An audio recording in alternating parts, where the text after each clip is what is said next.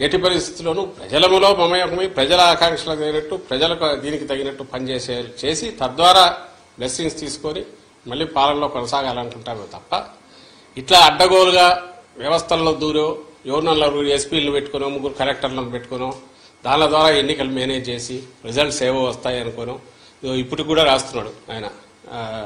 ఆశ్చర్యం వేస్తుంది. ఈ ఆఫీస్ ఏదో అప్గ్రేడ్ చేయొద్దు మొన్న రాశాడు. ఇది పథకాలు ఆపేసి కాంట్రాక్టర్లకు బిల్లులు పే చేస్తున్నారు.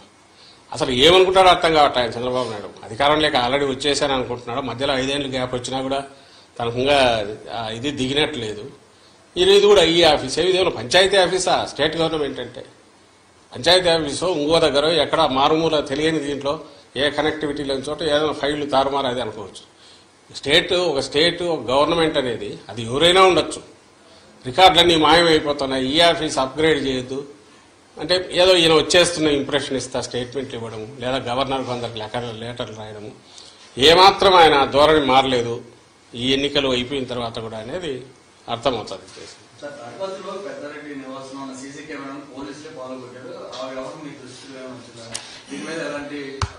అది అన్యాయమైన ఇది. సీసీ కెమెరాలు అనేవి అది వీళ్ళు చేసిన పనే. వాళ్ళకి కావాల్సిన వాళ్ళని వీళ్ళని తీసుకొచ్చో అక్కడ పెట్టుకొని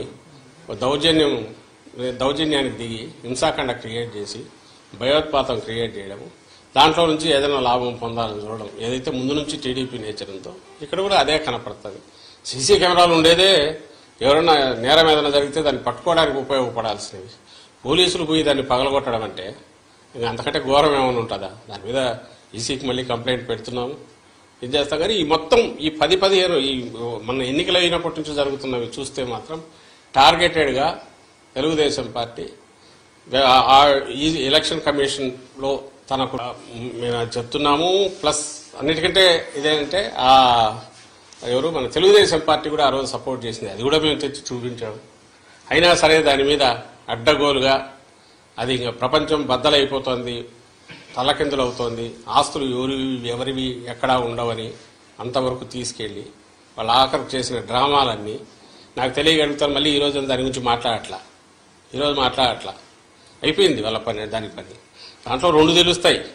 నేను ఇంతకుముందు అన్నట్టు వాళ్ళు ఇచ్చిన ప్రామిసుల మీద వాళ్ళకి నమ్మకం లేదు. వాళ్ళను జనం తెలుగుదేశం పార్టీని నమ్ముతున్నారనే నమ్మకం కూడా వాళ్ళకి లేదు. బెదరగొట్టడం ద్వారా ఏదో చేయాలని, భయపెట్టడం ద్వారా ఏదో జరగబోతుంది చేయాలని ల్యాండ్ టైటిలింగ్ యాక్ట్ అనేది అది వచ్చేసింది. అది వస్తే మీ బతుకులన్నీ ఇదైపోతాయి, మీ ఆస్తులు మీవి కాదని ప్రచారం చేయాలని చూశారు. ఆ నెగిటివ్ దాంట్లో పడి వాళ్ళు కొట్టుకుపోయినారు. దాని రిజల్ట్ ఏదైనా ఉంది అంటే అది తెలుగుదేశం పార్టీకి నష్టం జరిగింది అనేది పోలింగ్ చూస్తే అర్థమవుతుంది.